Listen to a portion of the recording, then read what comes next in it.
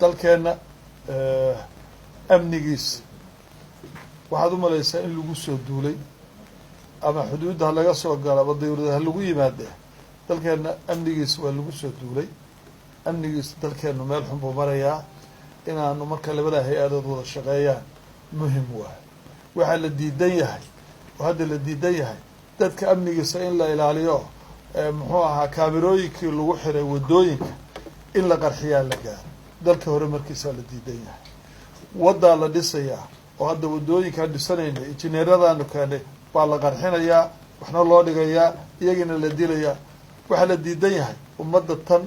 soomaaliyeed inay xasisho oo amni ku noolaataa la diidan yahay oo lugaheeda ku istaagto marka amniga waxaa naga saaran xil weyn baa naga saaran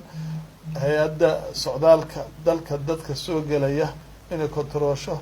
boliiskuna amniga gudaha iyo iyagu gacan siinayo ay wada shaqeeyaan aada iyo aad bay muhiim tahay